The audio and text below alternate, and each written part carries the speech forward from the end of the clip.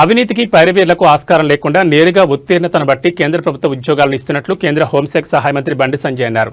రోజ్గార్ మేళా కార్యక్రమంలో భాగంగా హక్కింపేట నిసా కేంద్రంలో ఉద్యోగాలు సాధించిన అభ్యర్థులకు నియామక పత్రాలు అందజేశారు. ఈ సందర్భంగా ఆయన మాట్లాడుతూ ప్రధాని నరేంద్ర మోడీ నేతృత్వంలో యువతకు పెద్ద ఎత్తున ఉపాధి కల్పన జరుగుతుందని అన్నారు.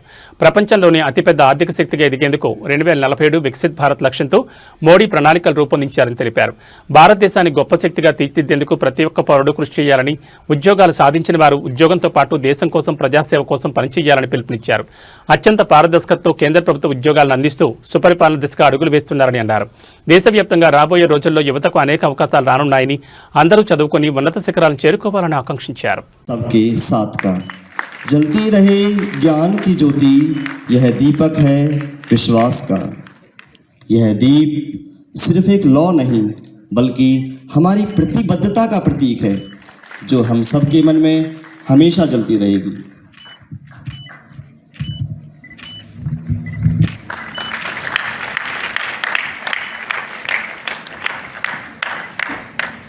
Indian politician and is currently discharging his duties as Minister of State for Home Affairs.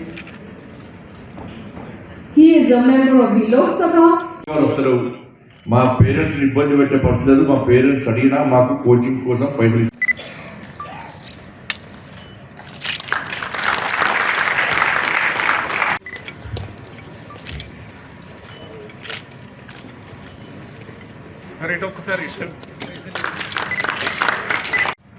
మా తల్లుల పరిస్థితి బాగలేదు. కోచింగ్ సెంటర్లో ఫీజులు కట్టి తకాయించిపోయినాం. ఇక్కడ హైదరాబాద్లో ఉండడానికి కష్టం.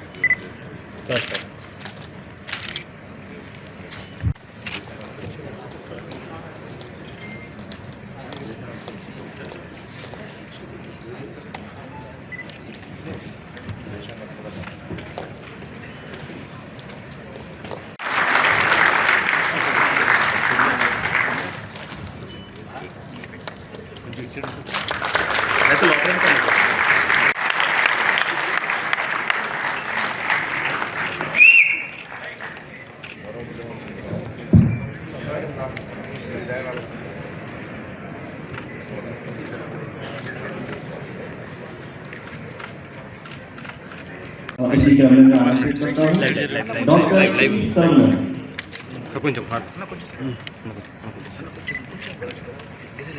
डॉक्टर सुनीता देव,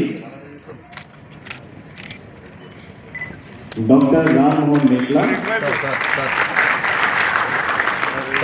डॉक्टर वेंकटैया गौरी,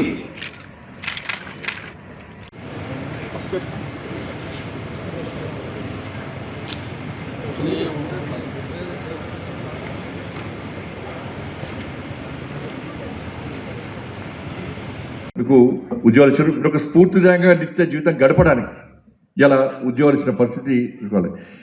ఇది గత ప్రభుత్వం చేయాలి. ఎక్కడ కూడా పోషించుకోవడం, మీ తల్లిదండ్రుల యొక్క ఆశ నెరవేర్చడం, దాంతోపాటు మీరు చేస్తున్న ఉద్యోగం ఈ దేశం కోసం, ఈ సమాజం కోసం ఉపయోగపడాలని చెప్పి ఒక లక్ష్యంతో, దాంతోపాటు మీకు ఇచ్చినటువంటి బాధ్యతలను మంచి ఆలోచనతో దాన్ని నెరవేర్చే ప్రయత్నం చేయడం, దాని ద్వారా నిరుద్యోగం అంటే ఇంత దుర్భరమైన జీవితం, నిరుద్యోగుల పరిస్థితి ఏ విధంగా పరిస్థితి ఉంటుందో తెలుసు. ఎందుకంటే నేను బీజేపీ రాష్ట్ర అధ్యక్షుడిగా ఉన్నప్పుడు ఆ దోమలగూడలో ఉన్నటువంటి సెంట్రల్ లైబ్రరీకి పోయేవాడిని. నేను ఒకసారి వేరే నేను అక్కడ నిరుద్యోగుల పరిస్థితి చూస్తే చాలా బాధ అనిపించినా కూడా ఆడ వాళ్ళతో చిట్చాట్ చేసిన, పోయి మాట్లాడినా. అందరూ చైర్లో కూర్చున్నారు, చదువుతూ ఉన్నారు, గడ్డలు పెరిగినాయి, మీసాలు పెరిగినాయి. వాళ్ళందరూ వాళ్ళని అడిగితే పక్కన రెండు అరటి పనులు ఉండే వాళ్ళ దగ్గర. అది అబ్బా, భారత్ మాతాకి, భారత్ మాతాకి. Great great. అందరికీ నమస్కారం.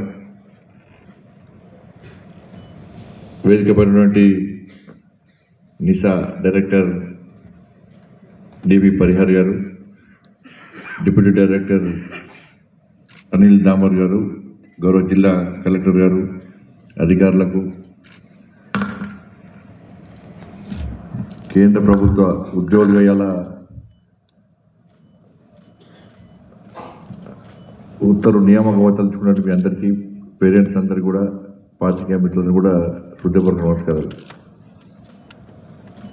చాలా సంతోషం. అందరూ కూడా మీ ఫేసులు చూస్తుంటే చాలా ఆనందంగా వస్తున్నారు. హ్యాపీగా ఉన్నారు కదా పక్కా. నేను ప్రతి రోజ్గార్ మేళలో ఈ హైదరాబాద్లో కానీ ఆంధ్రప్రదేశ్లో కానీ కేంద్ర ప్రభుత్వం ఎక్కడ ఆదేశిస్తే నేను కానీ కిషన్ రెడ్డి గారు ఇద్దరు కూడా తెలంగాణ నుంచి దేశం మొత్తం తిరుగుతూ ఉన్నాం మేము. ఇది 18th రోజ్గార్ మేళా. ఇప్పటివరకు 17 రోజ్గార్ మేళాలు మనం కంప్లీట్ చేసుకుంటున్నాం. అంటే 17 రోజ్గార్ మేళల్లో దాదాపు 11 లక్షల మందికి పైగా కేంద్ర ప్రభుత్వ ఉద్యోగాలు ఇవాళ యువతకు ఇవ్వడం జరిగింది.